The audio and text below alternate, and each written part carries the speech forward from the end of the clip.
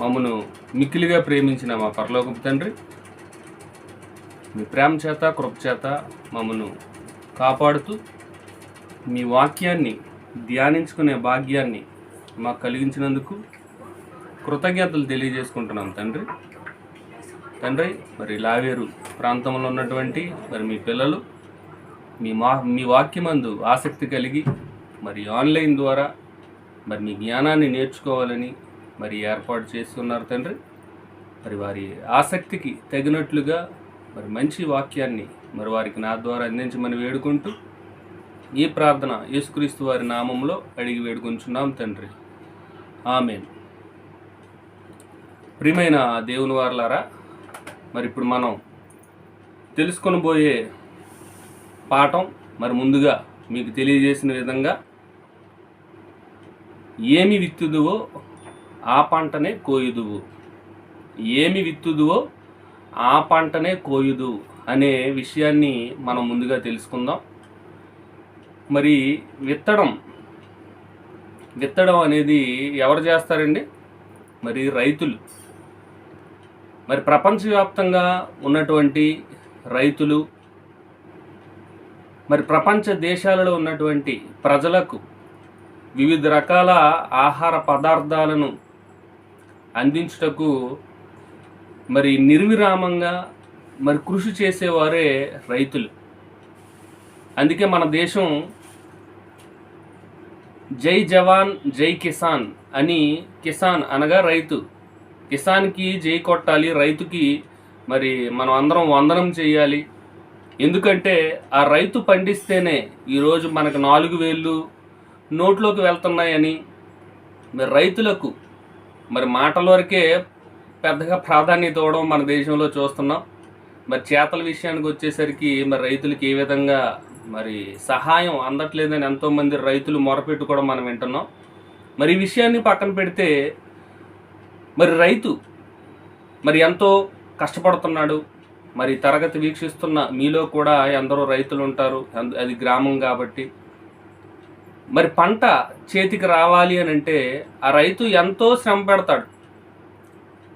దున్నడం మొదలుకొని విత్తనాలు జల్లి మరి వాటికి మొలకలు వచ్చినంత వరకు మరి నీరు పెట్టి, మరి పక్షులు వచ్చి ఎత్తుకుపోకుండా, లేదంటే ఎలుకలు, లేదంటే వివిధ రకాల పందులు, పశువులు ఇలాంటివి పొలంలో ప్రవేశించి మరి వాటిని నాశనం చేయకుండా కంటికి రెప్పలా మరి దివారాత్రులు మరి ఆ పొలం దగ్గరే మంచం వేసుకొని పడుకొని మరి వాటిని అన్నిటినీ కాస్తూ మరి చేతికి పైరు వచ్చినంత వరకు, చేతికి ఆ పంట ఫలం అనేది వచ్చినంత వరకు ఎంతో కష్టపడుతుంటాడు. మరి ఆ రైతు కష్టపడుతున్నాడు కనుకనే మరి ఈరోజు మనకి ఏ ఆహార పదార్థం కావాలంటే అది వస్తుంది.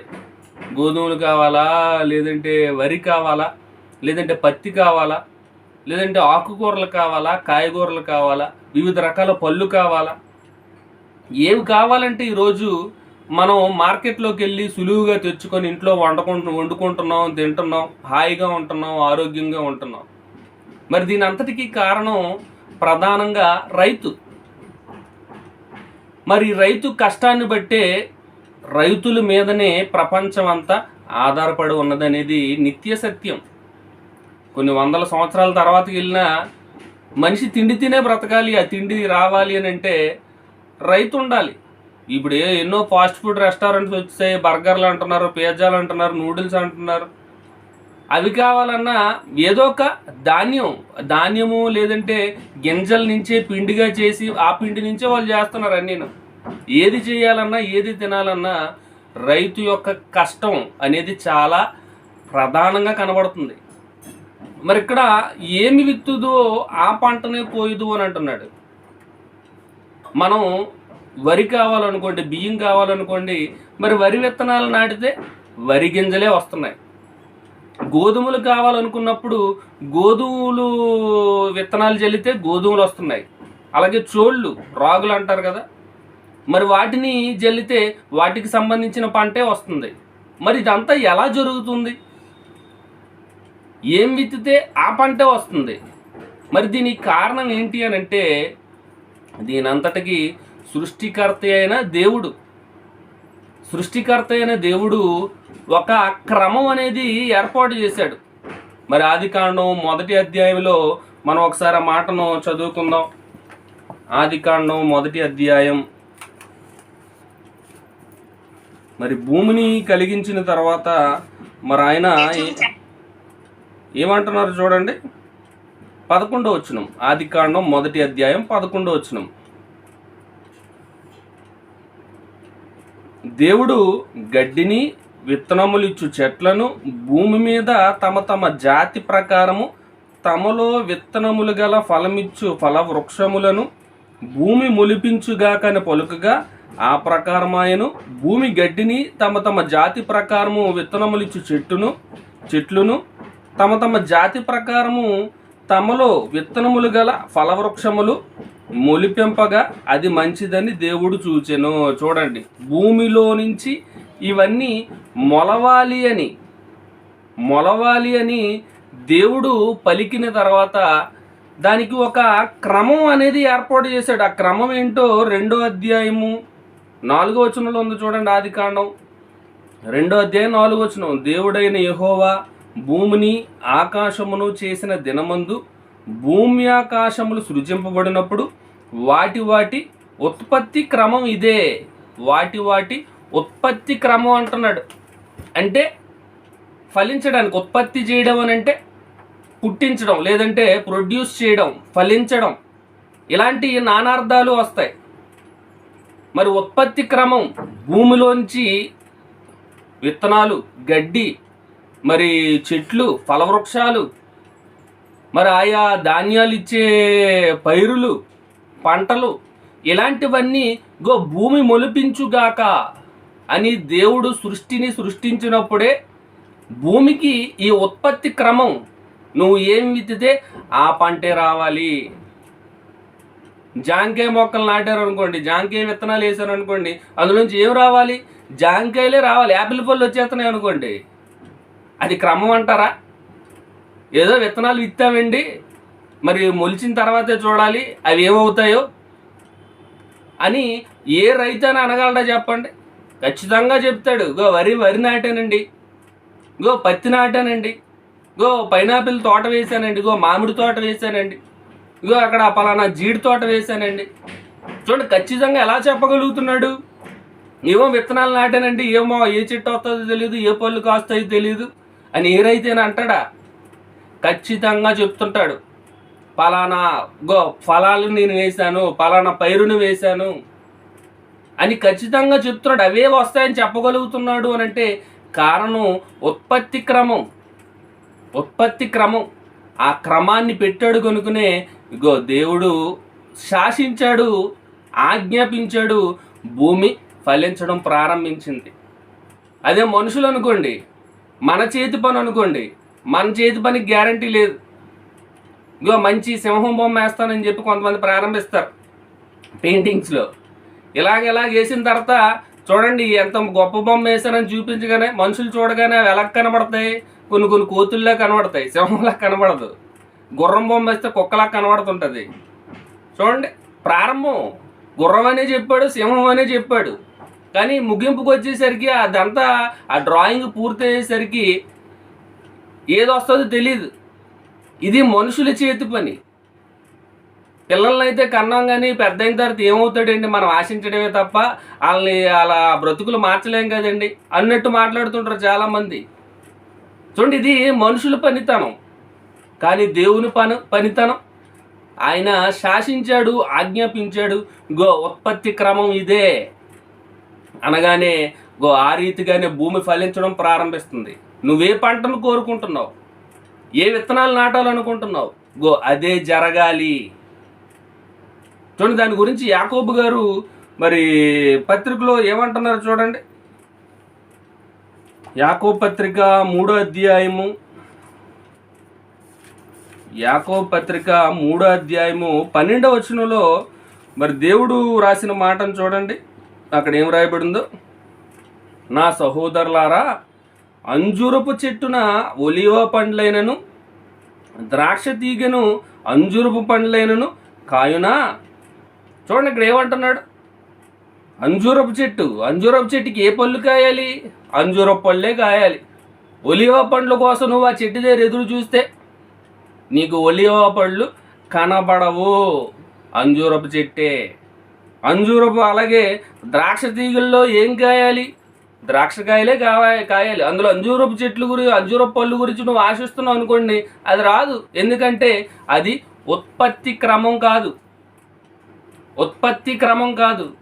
మనుషులు పుట్టడానికి ఒక ఉత్పత్తి క్రమం, జంతువుల్లో నుంచి ఉత్పత్తి క్రమం ఏర్పాటు చేశాడు, వృక్షాల్లోంచి ఉత్పత్తి క్రమం, పురుగులలో నుంచి ఉత్పత్తి క్రమం, చేపలలో ఉత్పత్తి క్రమం, అలాగే పక్షులలో ఉత్పత్తి క్రమం. ప్రతి దానికి దేవుడు ఉత్పత్తి క్రమం, మీలో మీరు అభివృద్ధి చెందాలి, సంతానాలు అభివృద్ధి చెందాలని దేవుడు ఒక క్రమాన్ని పెట్టాడు.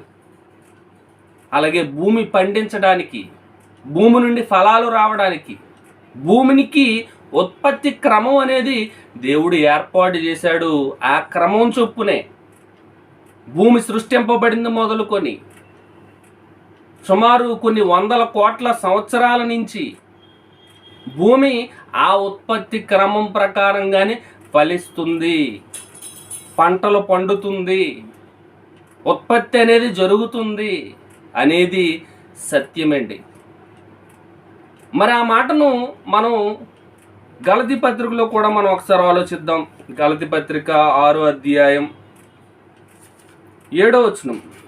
గలతీ పత్రిక 6వ అధ్యాయము 7వ వచనం చూడండి. అక్కడ ఏమంటున్నారు?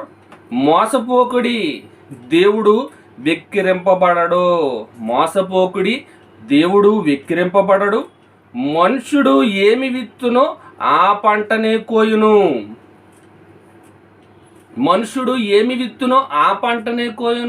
చూడండి, దేవుడు వెక్కిరింపబడడు అని అంటున్నాడు. చూడండి, ఆ గొప్ప దేవుడేలే, ఏమి పలానా గోధుమలు నేయటం, అదేమో మర్రి చెట్టు అయిపోయి కూర్చుంది అంటే ఎలా ఉంటుంది? దేవునికి అవమానంగా ఉండదా?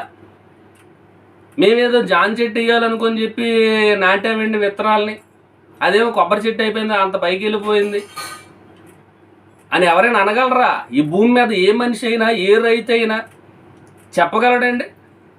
అసంభవం అది. ఎందుకంటే దేవుడు వెక్కిరింపబడడు. ఆయన మాట అన్నాడంటే అది శాసనం, అది జరిగి తీరుతుంది. ఒక ఉత్పత్తి క్రమం ఏర్పాటు చేశాడు అని అంటే అది ప్రారంభం నుంచి చివరి వరకు అది కొనసాగుతూనే ఉంటుంది, ఎన్ని తరాలు గడిచిపోయినా. చూడండి, ఉత్పత్తి క్రమం. మరి ఇప్పుడు మనకు ఒక సందేహం రావచ్చు. ఇప్పుడు వరకు రైతుల గురించి చెప్తున్నారు, విత్తనాల గురించి చెప్తున్నారు, ఉత్పత్తి క్రమం అంటున్నారు, ఏ పంటను వెతితే ఆ పంటను కోయదు అంటున్నారు. మేమేదో బైబిల్ వాక్యాలు విందామని వస్తే మాకు రైతన్న గురించి, లేదంటే రైతులకి సలహాలు ఇచ్చే విధంగా కొన్ని కార్యక్రమాలు ఉంటాయి చూడండి, అవన్నీ మాకెందుకండి అని సందేహం కలగొచ్చు. కానీ బైబిల్లో ఒక మాట వ్రాయబడింది అని అంటే, బైబిల్లో ఒక మాట చెప్పబడింది అని అంటే అది తన పిల్లలైన వారిని ఉద్దేశించే దేవుడు వ్రాయిస్తున్నాడు అనేది జ్ఞాపకం చేసుకోవాలండి. పంటల గురించి, విత్తనాల గురించి రైతులకు అవసరం, మరి మనకు అవసరం లేదు. మనం వ్యవసాయకులం కాదు కాబట్టి. మరి బైబిల్లో ఎందుకు రాయించాడు? తన పిల్లలైన వారి గురించి ఎందుకు రాయించాడు అనేది మనం ఆలోచిస్తే, దేవుడు తన గూర్చిన జ్ఞానాన్ని మనకు చెప్పాలి అని అంటే మనము భూ సంబంధమైన మనుషులం, భూమి మీద నివాసం ఉండేవారం. మన కళ్ళ ఎదుట ఏది కనబడితే దానినే నమ్మేవారం, అంతే కదండి. ఒక పల్లెటూరులోకి వెళ్ళిపోయి మరి నక్షత్ర మండలాల గురించి మనం వివరిస్తున్నాం అనుకోండి, పాలపొంత నక్షత్ర మండలం, ఆండ్రోమేడా నక్షత్ర మండలం, హైడ్రాస్, ఎంటారస్, కోటానుకోట్ల నక్షత్రాలు కదులుతాయి అని ఏ చదువు లేని, జ్ఞానము లేని, మరి ఏజెన్సీ ప్రాంతంలో, మరి కొండలలో ఆధారపడి జీవించే మరి సోదరులు చాలామంది ఉన్నారు. గిరిపుత్రులు అని అంటుంటారు చాలామంది. మరి అలాంటి ప్రాంతాల్లో సైన్స్ కానీ, టెక్నాలజీ కానీ మరి పెద్దగా ఉండదు, వాళ్ళకి తెలియదు. కనీసం కరెంటు కూడా అందలేని ప్రదేశాలు నేటికి ఉన్నాయి. మరి అక్కడ విద్య ఉండదు, సరైన వైద్యం ఉండదు. మరి అక్కడ కొండ ప్రాంతాల్లో వారికి దొరికే చిన్న చిన్న వేర్లతోటి లేదంటే వ్యవసాయం చేసుకుంటూ పశువుల ద్వారా మరి వారు జీవిస్తుంటారు. మరి అలాంటి వారికి మరి విశ్వంలో జరిగే వాటన్నిటి గురించి చెప్తున్నాం అనుకోండి, కాస్మిక్ బ్యాక్గ్రౌండ్ ఎక్స్ప్లోరరు, అంతరిక్ష నౌక, నాసా ఏజెన్సీ, ఇలాంటివన్నీ చెప్తే వాళ్ళకి ఏమైనా అర్థమవుతుందా? ఏమీ అర్థం కాదు. బాబు ఏదో ఏదో వాగుతున్నాడు, మాకేం అర్థం అవ్వట్లేదు బాబు, మీకు నమస్కారం బాబు అంటారు, అంతే కదండి. ఇది ఎంత వాస్తవమో. భూ సంబంధులుగా ఉన్నారు ఈరోజు మనుషులంతా. ఈ ప్రపంచంలో ఉన్న మనుషులందరూ భూమి మీదే నివసించాలి. భూమే నరులకు నివాస యోగ్యం.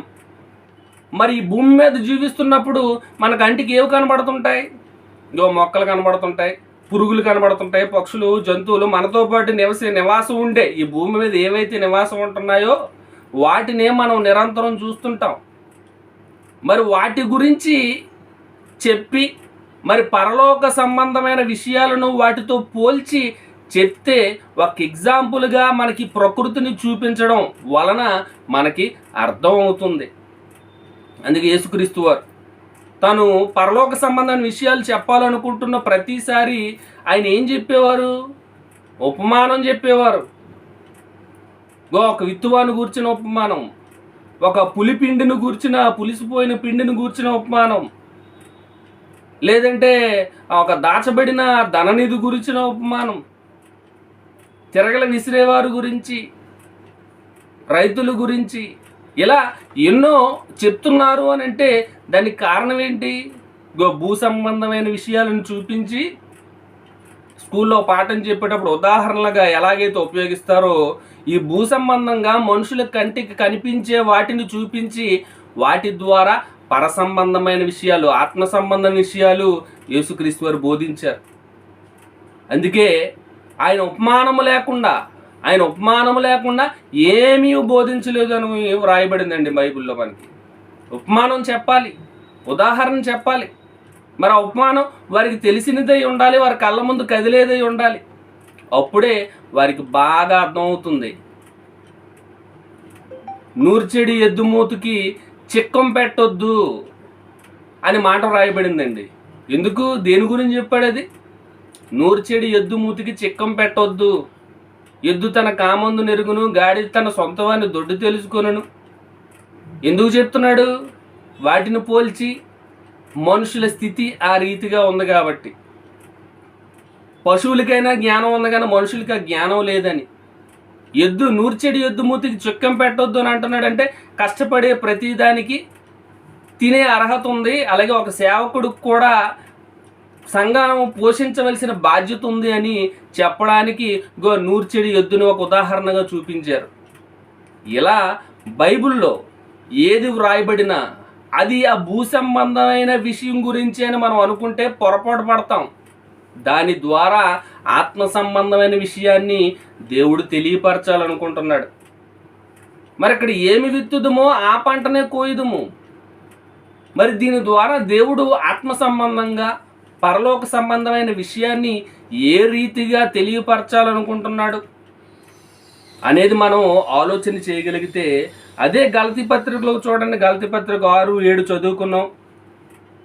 మోసపోకడి, దేవుడు విక్రింపబడడు, మనుషుడు ఏమి విత్తునో ఆ పంటని కోయును అని చెప్పి ఎలాగనగా, చూడండి కంటిన్యూషన్, ఎలాగనగా అని అంటున్నాడు. ఎలాగనగా తన శరీరేచ్ఛలను బట్టి విత్తువాడు తన శరీరము నుండి క్షయమను పంట కోయును. శరీరేచ్ఛలను బట్టి విత్తువాడు శరీరము నుండి క్షయమైన పంట కోయును. ఆత్మను బట్టి విత్తువాడు ఆత్మ నుండి నిత్య జీవమను పంట కోయును అని అంటున్నాడు. చూడండి, నిత్య జీవమను పంట కోయును. ఏంటి ఇక్కడ ఇలా మాట్లాడుతున్నాడు? మనం కూడా నారు నాటాలా, మనము కూడా విత్తాలా?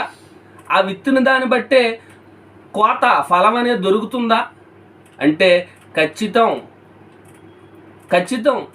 అందుకే ఏమి విత్తుదువో ఆ పంటను కోయుదు అని విత్తే రైతు గురించి చెబుతూ నువ్వు కూడా విత్తవలసిన వాడుగా ఉన్నావు, నువ్వు కూడా విత్తుతున్నావు. నువ్వు విత్తిన దాన్ని బట్టే పంట అనేది కోయబడుతుంది. అందుకే మనుషులు అనే మాట ప్రయోగించాడండి. ఇందాక మనం చదువుకున్నాం కదా యాకోబు పత్రికలో, ఒకసారి చూద్దాం.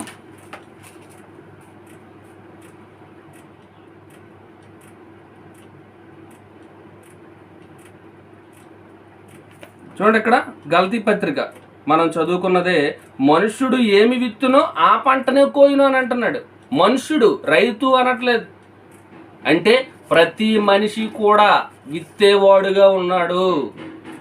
ప్రతి మనిషి కూడా ఒక రైతు వ్యవసాయం చేసినట్టుగా తన జీవితం అంతా వ్యవసాయం చేయు రీతిగా ఆ మనిషి బ్రతుకు తీరు అనేది ఉంది అని పోల్చి చెప్పడానికి దేవుడు ఇక్కడ ఈ మాట ఉపయోగించాడండి.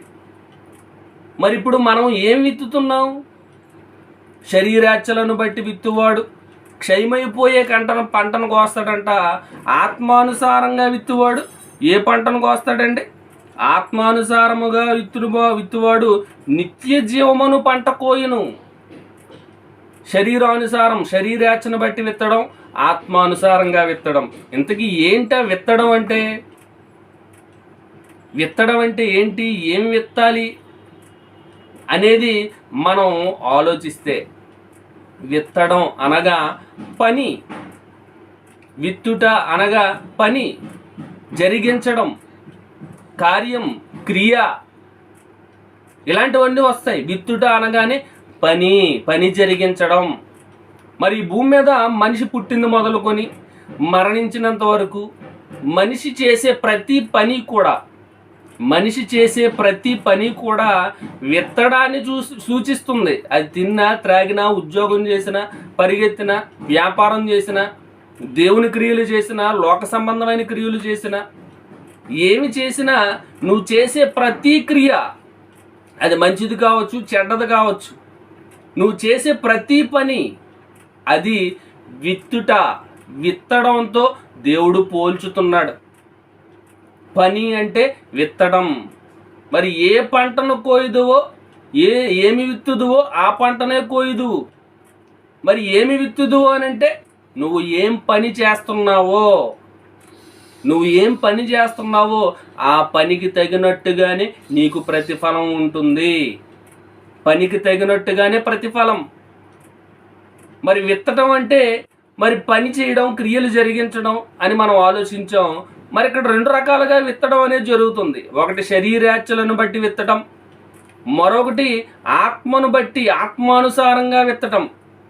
శరీరాచ్చను బట్టి విత్తితే ఏ ఫలం వస్తుందో దేవుడు చెప్పాడు, క్షయమైపోయే పంట కోస్తారని.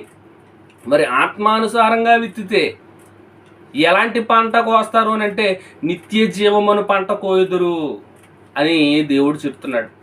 మరి ఏంటి ఆత్మానుసారంగా విత్తేవారు ఎవరు, శరీరానుసారంగా విత్తేవారు ఎవరు అనేది మనం చూడగలిగితే, మరలా గలతీ పత్రిక 5వ అధ్యాయం 19వ వచనం, గలతీ పత్రిక 5వ అధ్యాయం 19వ వచనం చూడండి. ఇక్కడ ఏం రాయబడిందో, నేను చెప్పినదేమనగా ఆత్మానుసారముగా నడుచుకొనుడి, అప్పుడు మీరు శరీరేచ్ఛను నెరవేర్చరు. ఆత్మానుసారంగా నడుచుకోమంటున్నాడు, శరీరేచ్ఛను నెరవేర్చరు అని అంటున్నాడు. శరీరము ఆత్మకును, ఆత్మ శరీరమునకును విరోధముగా అపేక్షించును. ఇవి ఒకదానికొకటి వ్యతిరేకంగా ఉన్నవి గనుక మీరేమి నిశ్చయింతురో వాటిని చేయకుందరు. అంటే శరీరేచ్ఛలతో విత్తడం ఏంటి, ఆత్మానుసారంగా విత్తడం ఏంటి? ఈ రెండిటికి విరోధం ఉంది. కాబట్టి మీరు ఆత్మానుసారంగానే జీవించాలి అని పౌలు గారు వివరిస్తూ, ఇంతకీ ఆత్మచేత నడిపింపబడిన ఎడల ధర్మశాస్త్రమునకు లోనైన వారు కారు. ఆత్మచేత నడిపింపబడని ఎడల, చూడండి, ఆత్మచేత ఎవరైతే నడిపింపబడరో వారి జీవితం ఎలా ఉంటుంది అని అంటే ధర్మశాస్త్రానుసారం అనగా వాక్యానుసారంగా వారి జీవితం ఉండదంట. ఆత్మచేత నడిపింపబడిన ఎడల, చూడండి, మీరు ఆత్మచేత నడిపింపబడిన ఎడల ధర్మశాస్త్రమునకు లోనైన వారు కారు. అంటే ఇక్కడ పాత ధర్మశాస్త్రం గురించి చెప్తున్నాడు. మీరు ఆ పాత ధర్మశాస్త్రం కింద ఉండరని తెలియజేస్తూ శరీర కార్యాల గురించి చెప్తున్నాడండి. శరీర కార్యములు స్పష్టమై ఉన్నవి. అవి ఏవనగా చూడండి, శరీరాచలను బట్టి విత్తడం అంటే ఇక్కడ చెప్తున్నాడు శరీర కార్యాలు. విత్తడం అంటే పని అని చెప్పుకున్నాం. శరీరాచ అంటే శరీరానుసారంగా జీవించడం అనేది మనం తెలుసుకున్నాం.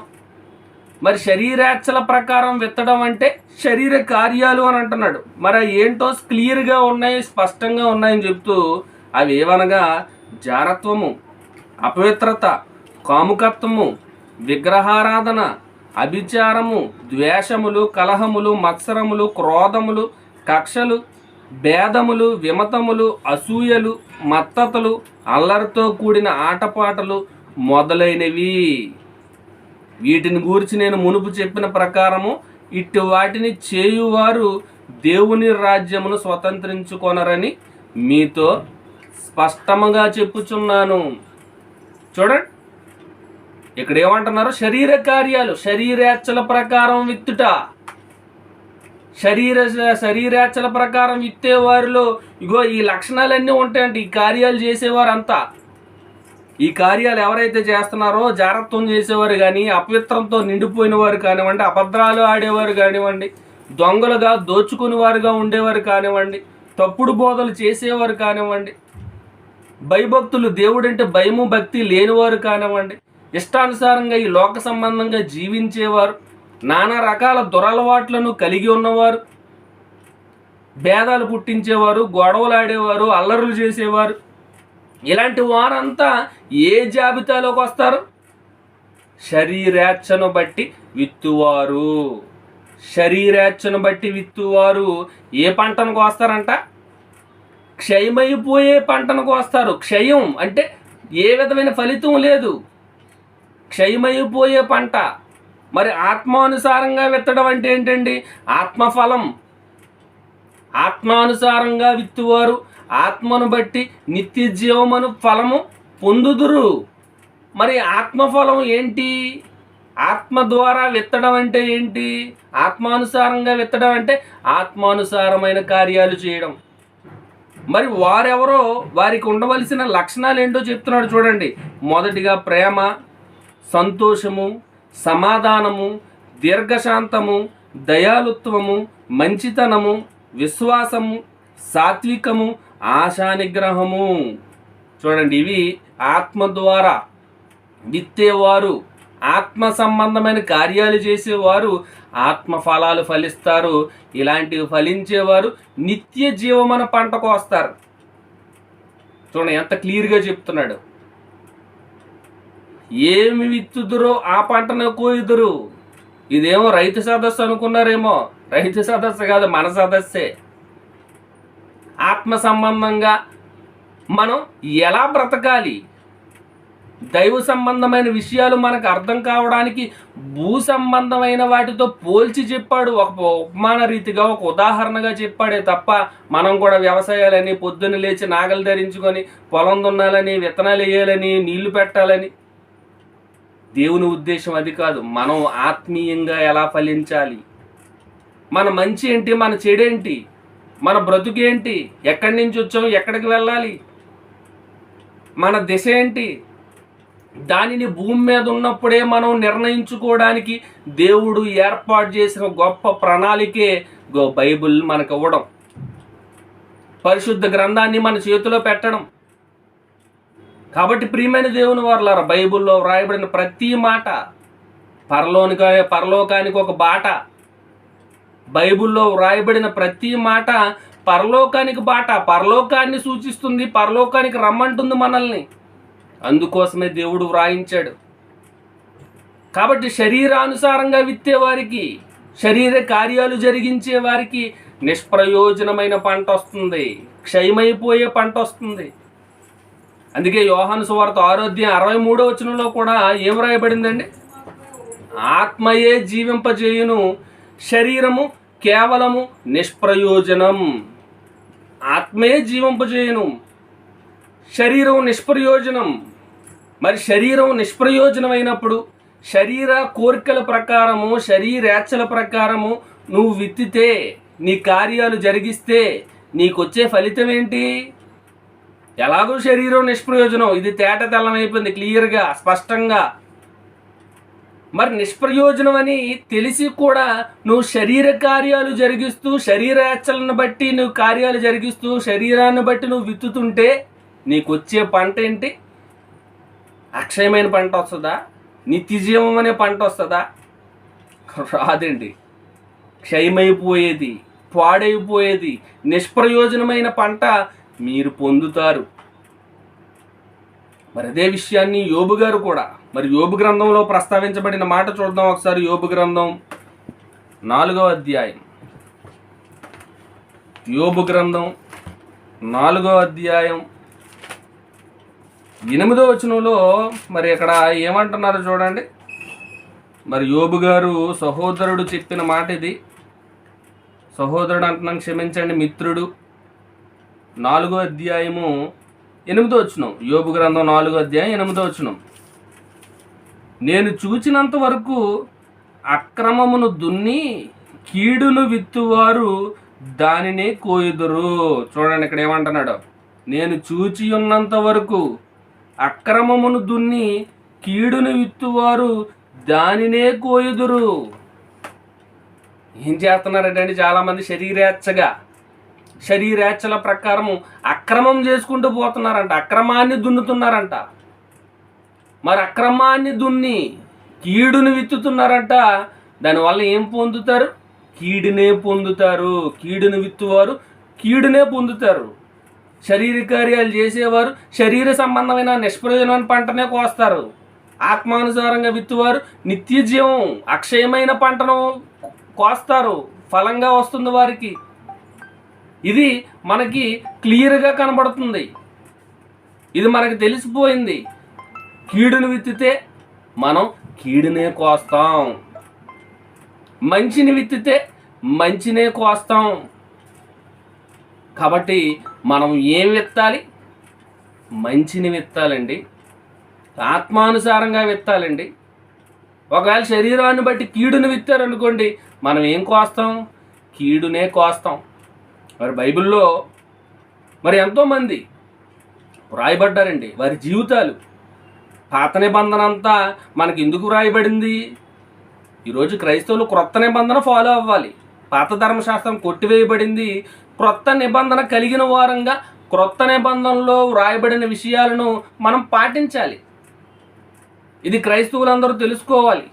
అయినప్పటికీ పాత నిబంధనలో వ్రాయబడిన ఎంతోమంది మరి మంచివారు ఉన్నారు, చెడ్డవారు ఉన్నారు. దేవునికి విధేయులుగా బ్రతికిన వారు ఉన్నారు, అవిధేయులుగా బ్రతికిన వారు ఉన్నారు. మరి వాళ్ళందరి గురించి ఎందుకు రాయించాడు బైబిల్లో? వారి గురించి తెలుసుకోవాలి. వారు ఏం విత్తారు, ఏం కోసారు. కీడుని విత్తిన వారు ఏం ఫలాన్ని పొందారు, మంచిని విత్తిన వారు ఎలాంటి ప్రతిఫలాన్ని వాళ్ళు పొందారు అని తెలుసుకోవడానికి మనకి రాశాడండి చరిత్ర.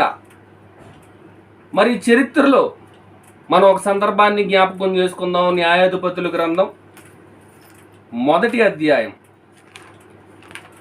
న్యాయాధిపతుల గ్రంథం 1వ అధ్యాయం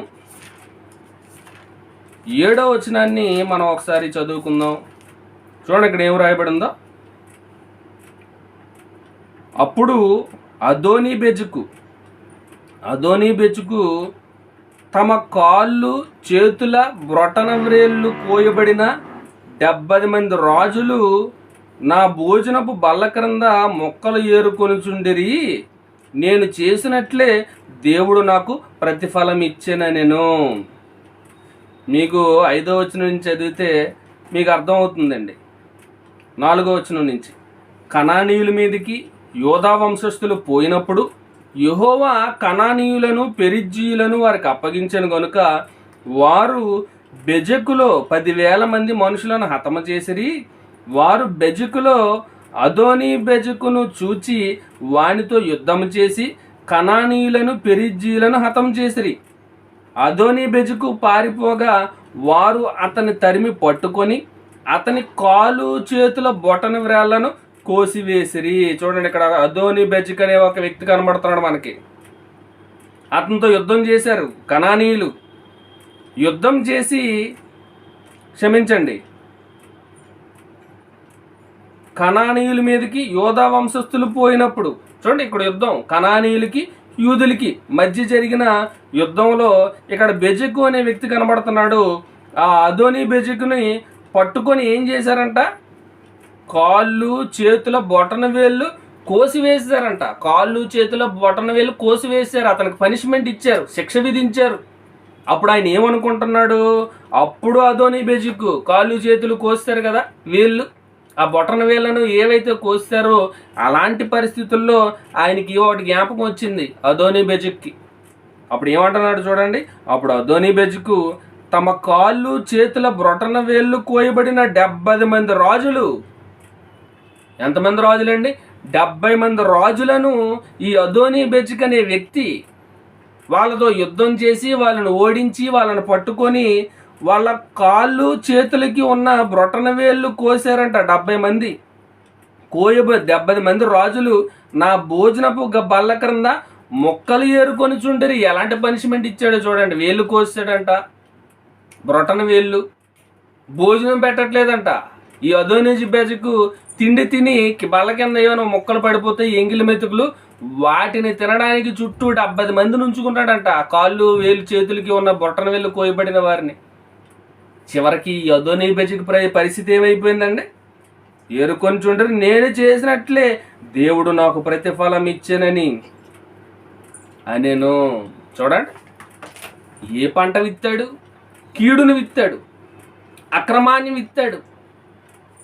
ఆ రాజులను పట్టుకొని వాళ్ళ కాళ్ళకి చేతులకు ఉన్న బొటన వేళ్ళు కోసేశాడు. చివరికి అతని పరిస్థితి ఏమైపోయింది, అతని కాళ్ళకి చేతులకి ఉన్న బొటన వేళ్ళు కోయబడ్డాయి. ఆయన పరిస్థితి ఘోరంగా మారిపోయిందండి. కీడును విత్తాడు, కీడునే కోసాడు. ఏ పంటను విత్తుదువో ఆ పంటనే కోయదు. నువ్వేం విత్తుతున్నావు ఈరోజు? అదోని బెజెకులాగా క్రూరత్వాన్ని కలిగి ఉన్నావా? అతడు చేసినట్టుగానే నువ్వు అన్యాయం చేస్తున్నావా ఇతరులకు? నువ్వు కూడా అన్యాయం అయిపోతావు, గ్యారంటీ, తప్పదు. దేవుడు శాసించాడు. ఇది దేవుడు ఏర్పాటు చేసిన ఉత్పత్తి క్రమం.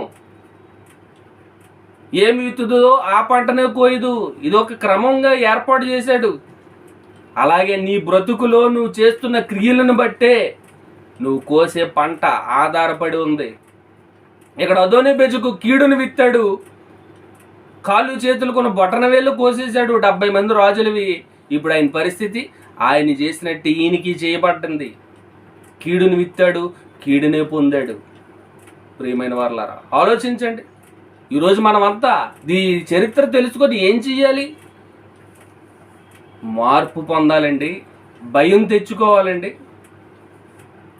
మన బ్రతుకులో చేస్తున్న కీడులు వాటినన్నిటినీ మనం విసర్జించి మేలైన కార్యక్రమాలు చేయాలి. అందు గురించి వ్రాయబడ్డాయి. ఇంకా బైబిల్ చరిత్రలో మనం ఆలోచిస్తే యెజబెల్ గురించి మీకు తెలిసిందే.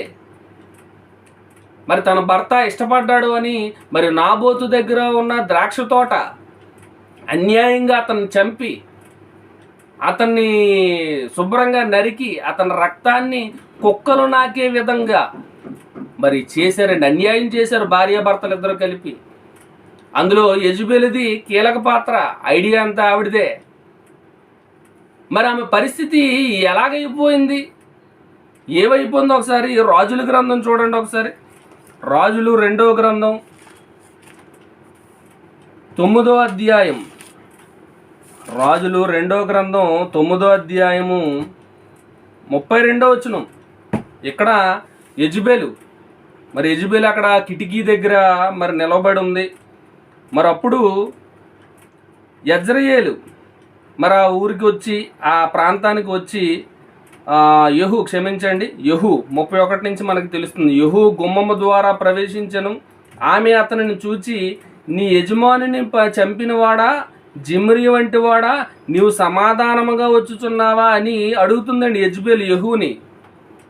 అడుగుతుంటే అప్పుడు ఏమన్నాడు చూడండి, అతడు తల ఎత్తి కిటికీ తట్టు చూచి, నా పక్షమందున్న వారు ఎవరని అడుగుగా 2-3 పరిచారకులు పైనుండి తొంగి చూశారంట. యెజబెల్ ఉన్న ప్రదేశం నుంచి. ఆవిడ పైన ఉంది, ఈయన కిందన ఉన్నాడు. ఎవరు నా పక్షాన ఉన్నారు అని అడిగినప్పుడు ఒక ఇద్దరు ముగ్గురు సైనికులు వచ్చారంట. అప్పుడు ఏమన్నాడో చూడండి. అప్పుడు ఆ ముగ్గురు వచ్చి తొంగి చూస్తే దీనిని కింద పడద్రోయుడని అతడు చెప్పగా వారు దానిని కింద పడద్రోసినందున వెంటనే ముగ్గురు యెజబెలుని తోసేశారు పైనుంచి కిందకి. మరి పైనుంచి కిందకి పడిపోయినప్పుడు ఏం జరిగిందో చూడండి. పడద్రోసినందున దాని రక్తములో కొంత గోడ మీదను గుర్రముల మీదను చిందెను.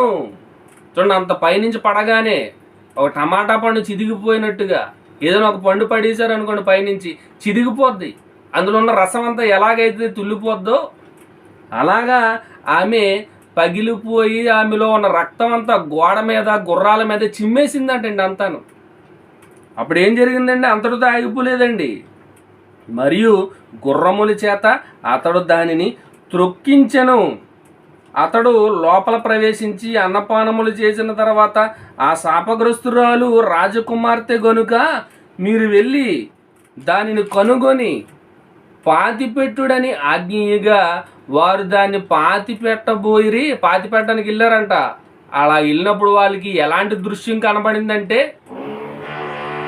మరి సినిమాల్లో చూపిస్తుంటారండి యానిమేషన్లు, ఎఫెక్ట్లు. అది ఒకసారి ఊహించుకోండి మీరు. 3D ఎఫెక్ట్లోకి వెళ్తే అందులోకి వెళ్ళి వాక్యం చదివారు అనుకోండి, అక్కడ ఏం జరుగుతుందో క్లియర్ కట్గా మనకు కనబడిపోద్ది. చూడండి, అక్కడ వెళ్ళి చూడగానే ఏం కనబడిందంట?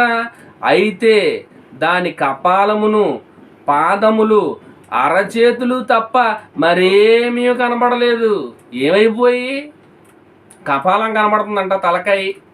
అది కూడా కపాలం అంటే లోనున్న ఎముక. ఇంకా పాదములు కనబడుతున్నాయంట, అరచేతులు కనబడుతున్నాయంట. మరి ఇంకేమీ కనబడట్లేదంట. మరి బాడీ అంతా ఏమైపోయింది? గుర్రాలు తొక్కేసాయండి, నుజ్జుగా చేసేసాయి, నుజ్జుగా మారిపోయింది. అసలు ఏమి కనబడలేదంట. ఆమెని పాతి పెడదామంటే కపాలం, కాళ్ళు, చేతులు తప్ప ఇంకేమి కనబడలేదు. మరి బాడీ ఏమైంది? అప్పుడప్పుడు చూపిస్తుంటారండి ద్రాక్ష పండ్లను త్రొక్కడం అనేది. మరి ఫారిన్ కంట్రీస్లో ఫెస్టివల్గా కూడా చేస్తుంటారు. ఒక పెద్ద తొట్టిలో ద్రాక్ష పళ్ళు వేసి మరి వాటిని తొక్కుతూ చుట్టుపక్కల ఉన్నవారంతా డ్యాన్సులు వేస్తుంటారు. మరి ద్రాక్షల్ని తొక్కేటప్పుడు ఏమైపోద్ది అంటే మొత్తం రసం కారిపోతుంటుంది, అదంతా ముద్దగా మారిపోద్ది. అది ఎలా జరుగుతుందో ఈ యెజబెల్ బాడీ కూడా అలాగే అయిపోయింది. గుర్రాలు తొక్కేసాయి, బాడీ అంతా తొక్కేసి నుజ్జుగా చేసేసాయి. ఎముకలు కూడా పిండి అయిపోయాయి. కపాలం, కాళ్ళు, చేతులు మాత్రం ఉన్నాయి, మిగిలిందంతా త్రొక్కేసాయంట. అప్పుడు ఏం జరిగిందో చూడండి. కనబడలేదు. వారు తిరిగి వచ్చి అతనితో ఆ సంగతి తెలియజెప్పగా అతడిట్లనెను, ఇది యెజబెలని ఎవరును గుర్తుపట్టలేకుండా యెజ్రెయేలు భూభాగమందు కుక్కలు యెజబెలు మాంసమును తినును. యెజబెలు యొక్క కళేబరము యెజ్రెయేలు భూభాగమందున్న పెంటవలె నుండును అని తన సేవకుడును తిష్బీయుడునగు ఏలియా ద్వారా యెహోవా సెలవిచ్చిన మాట చొప్పున ఇది జరిగెను. చూడండి, ఎందుకు జరిగింది? యెజబెలు గారు ఏ పంట విత్తారు?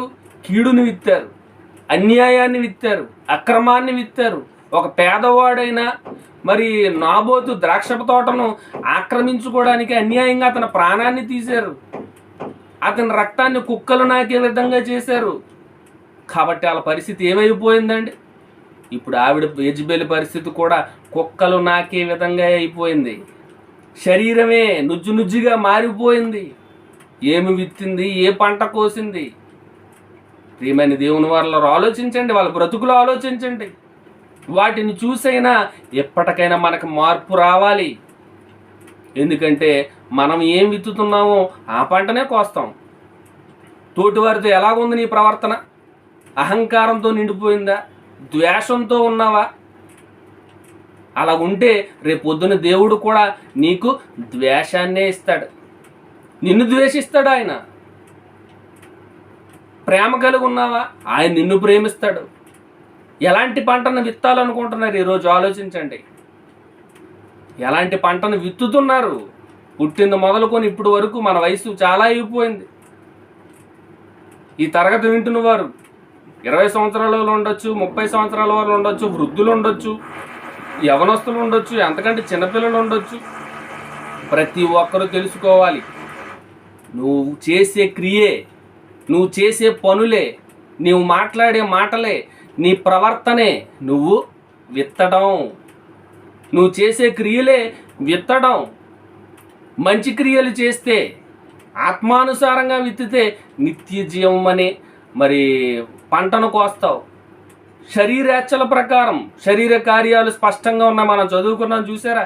వాటి ప్రకారంగా నువ్వు ఒకవేళ జీవించావనుకో, నీ క్రియలు ఉన్నాయనుకో, శరీరేచ్ఛను బట్టి విత్తడం, క్షయమైపోయే పంటను కోస్తావు, నిష్ప్రయోజనమైన పంటను కోస్తావు. అదోనీబెజెకు అలాగే పొందాడు ఫలం. కీడుని విత్తాడు, కీడునే పొందాడు. యెజెబెలు అన్యాయాన్ని విత్తింది, అక్రమాన్ని విత్తింది, అమాయకుడిని చంపింది, ఆమె కూడా అదే రీతిగా చంపబడింది. కాబట్టి ఇప్పుడు మనం ఏం విత్తుతున్నాం? ఎలా విత్తుతున్నాం? కీడునా, మేలునా? చెడును విత్తుతున్నావా, మంచిని విత్తుతున్నావా? మనల్ని మనం ఎగ్జామిన్ చేసుకోవాలండి. ఆత్మ పరిశీలన అంటారు. ఆత్మ పరిశీలన చేసుకుంటే మనకు అర్థమవుతుంది.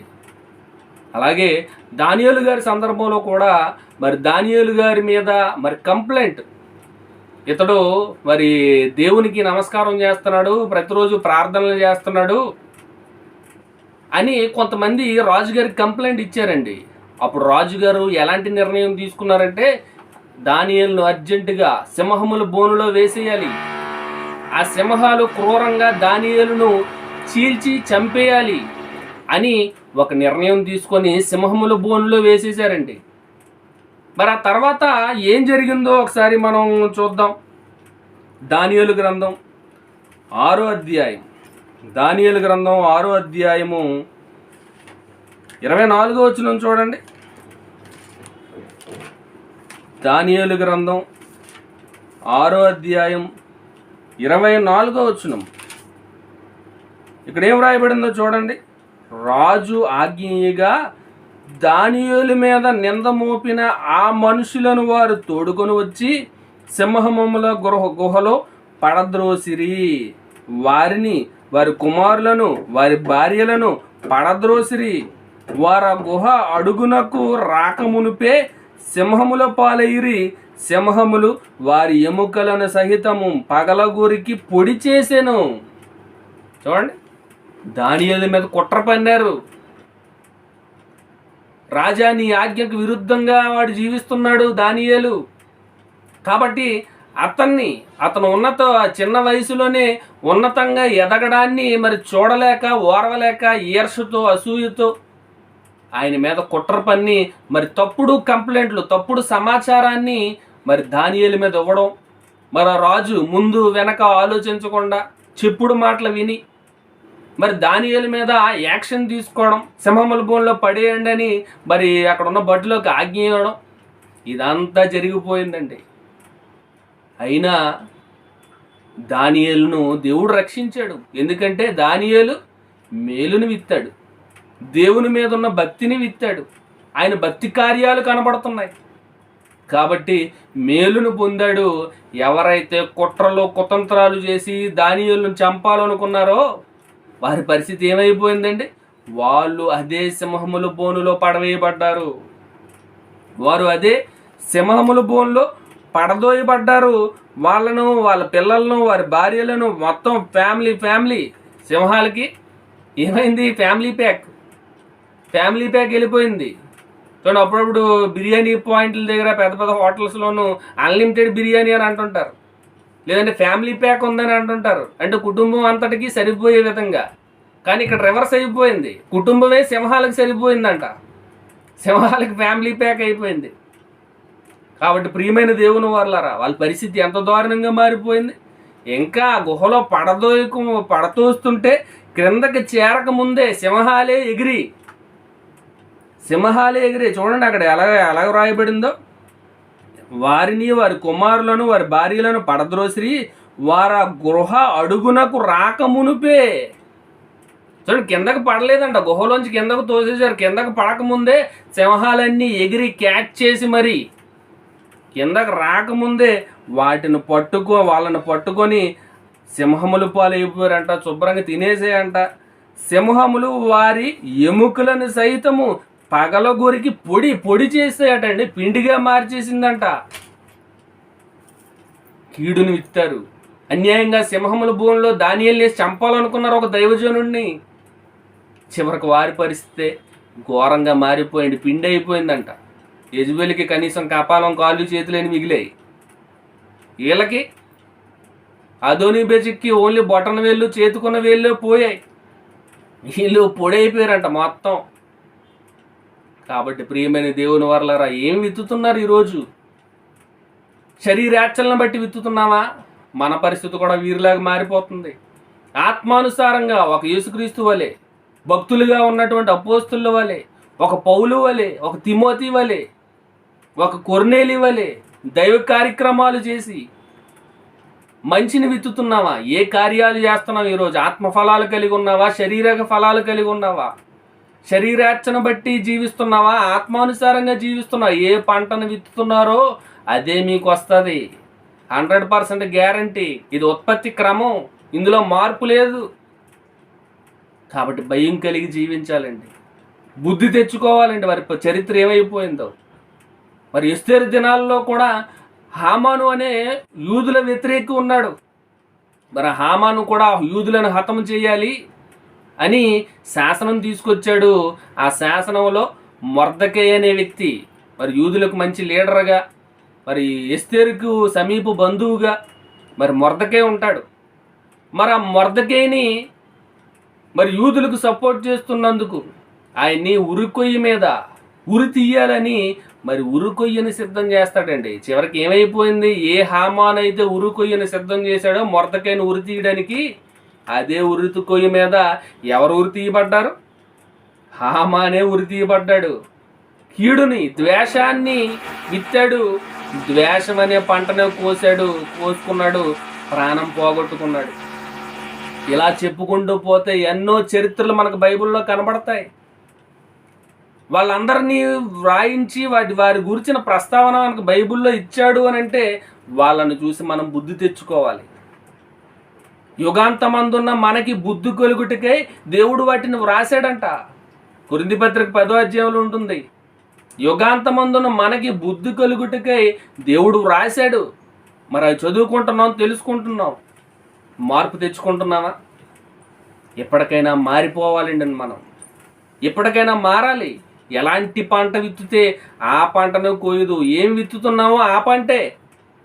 మరి మంచి కార్యాలు చేయండి, దేవుని కొరకు బ్రతకండి, దివారాత్రం వాక్యాన్ని ధ్యానించండి, దేవునికి ప్రార్థన చేయండి, భయభక్తులు కలిగి ఉండండి, దైవ కార్యక్రమాలు జరిగిస్తున్నప్పుడు సహాయం చేయండి, దైవ సేవకులకు సపోర్ట్గా నిలవండి. ఇలాంటి ఎన్నెన్నో మంచి ఆత్మానుసారంగా మీరు విత్తితే నిత్య జీవం అనే పంట కోస్తారు. మరి ఆత్మానుసారంగా విత్తినప్పుడు మనకి ఎలాంటి పరిస్థితులు సంభవిస్తాయో కొద్ది మాటలు, చివరగా కొన్ని మాటలు చదివి ముగించేసుకుందాం. కీర్తనల గ్రంథం 128వ అధ్యాయం. కీర్తనల గ్రంథం 128వ అధ్యాయం 5-6 వచనాలు చూద్దామండి. కీర్తనల గ్రంథం 128వ అధ్యాయము 5-6 వచనాలు. సియోనులో నుండి యెహోవా నిన్ను ఆశీర్వదించును, నీ జీవితకాలమంతయు యెరూషలేమునకు క్షేమం కలుగుట చూచెదవు. క్షమించండి, కీర్తనలు 126, క్షమించండి, 126 5-6 వచనాలండి. 128 అని చెప్పాను పొరపాటున. కీర్తనల గ్రంథం 126 అధ్యాయం 5-6 వచనాలు. కన్నీళ్లు విడిచుచూ విత్తువారు సంతోషగానముతో పంట కోసెదరు, పిడికెడు విత్తనములు చేత పట్టుకొని ఏడ్చుచూపో విత్తువాడు సంతోషగానము చేయుచు పనలు మోసుకొని వచ్చును. చూడండి, పిడికెడు విత్తనాలు చేత పట్టుకొని ఏడ్చుకుంటూ పోయి విత్తేవాడు సంతోషగానం చేయుచు పనలు మోసుకొని వచ్చునంట. కన్నీళ్లు విడిచుచు విత్తువారు సంతోషగానముతో పంట కోసెదరు. చూడండి, కన్నీళ్లు విడిచుచు విత్తడం అంటే, కన్నీళ్లు విడిచుచు విత్తుతారా? చూడండి, రైతులు కన్నీళ్లు పెడతారండి బయట ఎవరైనా. ఎవరో కన్నీళ్ళు పెట్టుకొని విత్తరండి. ఒక ప్రార్థన చేస్తారు, లేదంటే ఒక పూజ చేస్తారు, విత్తనాలు జల్లుకుంటూ పోతారు. మరి ఇక్కడ కన్నీళ్లు విడిచుచు విత్తువారు అంటున్నాడు అని అంటే అది ఆత్మ సంబంధమైన విషయము. ఆత్మ ద్వారా, ఆత్మను సూచించేది. మరి ఆత్మ ద్వారా మనం విత్తే విత్తనం ఎలా ఉంటుంది, మనం చేసే పనులు ఎలా ఉంటాయంటే కష్టంతో కూడుకున్నవై ఉంటాయి, శ్రమలతో కూడుకున్నవై ఉంటాయి. దేవుని పని చేయడం అంత ఆషామాషి కాదండి, చాలా కష్టం. అందుకే ఎవడైనను క్రైస్తవుడైనందుకు బాధ అనుభవించాలన్నాడు. పౌలు గారు దేవుని కోసం నిలబడి ఆయన సంతోషం అనుభవించలేదండి, ఎన్నో శ్రమలు అనుభవించారు. ఆయన గురించి చదువుతుంటే, ఆయన పడిన శ్రమల గురించి మనం వింటూ ఉంటే, అమ్మో ఇన్ని శ్రమలా, రాళ్ళతో కొట్టబడ్డారంట, కోడలతో కొట్టబడ్డారు, చెరసాల్లో వేయబడ్డారు, బట్టలు లేవు, తిండి లేదు, ఆకలి దప్పులతో ఉన్నారు, ఎన్నో ప్రయాణాలు, సముద్రంలో ముమ్మారు పడిపోయారు. చూడండి ఎన్ని బాధలండి. సొంత వారి వలన బాధలు, సోదరుల వలన బాధలు, స్వజనుల వల్ల బాధలు, ఎన్ని శ్రమలు అనుభవించారు. కన్నీళ్లతో విత్తాడండి ఆయన. కన్నీళ్లు విడుచుచు విత్తాడు. దేవుని పని చేశాడు, బాధలు అనుభవిస్తూ, శ్రమలు అనుభవిస్తూ. చివరిలో ఏమన్నారు? నా కొరకు జీవ కిరీటం ఉంచబడి ఉంది, నేను వెడలిపోయి క్రీస్తుతో కూడా ఉంటాను. ఎందుకు అంత చెప్పగలుగుతున్నారు? కన్నీళ్లతో విత్తువారు సంతోషముగా పంట కోస్తారు, సంతోషముగా పనల మోసుకొస్తారు. పిడికెడు విత్తనాలు వేస్తే చాలు, దేవుడు ఎన్ని రెట్లు ఇస్తానన్నాడండి? 100 రెట్లు. నువ్వు ఏం విడిచిపెట్టుకున్నావు దేవుని పని నిమిత్తం? అన్నదమ్ములనైనను, అక్క చెల్లెండ్రులనైనను, తల్లిదండ్రులనైనను, భూములనైనను, ఎండ్లనైనను మీరు విడిచిపెడితే దేవుడు 100 అంతలు ఇస్తానన్నాడు. నువ్వు విత్తింది పిడికిడి విత్తనాలే, కానీ పనలు మోసుకొని వస్తావని ఇక్కడ బైబిల్లో వ్రాయబడింది అని అంటే, నువ్వు యథార్థంగా, ఆత్మానుసారంగా, మంచితనంగా నువ్వు విత్తితే నీకు ప్రతిఫలం అన్ని రెట్లు ఉంటుంది. అదే కీడును విత్తావనుకో, శరీరానుసారంగా ప్రవర్తించావనుకో, నువ్వు నిత్య నరకానికి వెళతావు, క్షయమైపోయే పంటను కోస్తావు, నీ బ్రతుకంతా నిష్ప్రయోజనం అయిపోద్ది, భయంకరమైన శిక్షను అనుభవిస్తావు. చివరికి ఒక మాట చదువు ముగించుకుందామండి. రోమపత్రిక,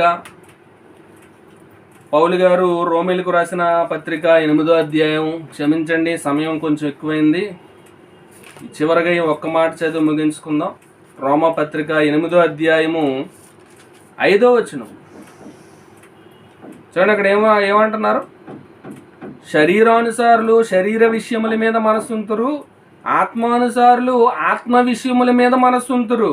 శరీరానుసారమైన మనస్సు మరణం, ఆత్మానుసారమైన మనస్సు జీవమును సమాధానమునై ఉన్నది.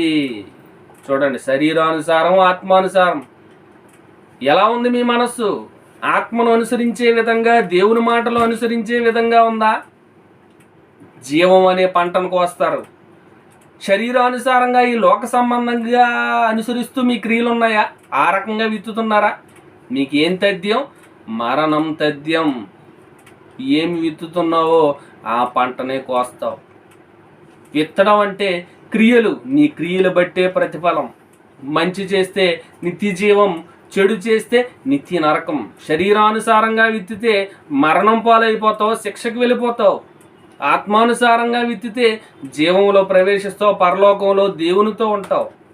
ఏమి విత్తుతున్నావో ఆ పంటనే కోస్తావు. కాబట్టి మీరు ఏమి విత్తుతున్నారో ఒకసారి పరీక్షించుకోండి, మీ క్రియలను ఆలోచించుకోండి, మీ పనులు ఎలాగున్నాయో, మీ మనస్తత్వం ఎలాగుందో తెలుసుకొని, ఒకవేళ ఇప్పటివరకు చెడు చేస్తే వాటినన్నిటినీ మానుకొని దేవుని వైపు, దేవుని క్రియల వైపు రండి. ఒకవేళ ఆల్రెడీ మీరు మంచి చేస్తుంటే ఇంకా గొప్ప కార్యాలు చేసి దేవుని యొద్ద నుండి ఎక్కువ ఫలం పొందడానికి మరిన్ని గొప్ప కార్యాలు చేయాలని మిమ్మల్ని అందరినీ ప్రేమపూర్వకంగా కోరుకుంటూ నా మాటలు ముగిస్తున్నాను. అందరికీ సెలవండి.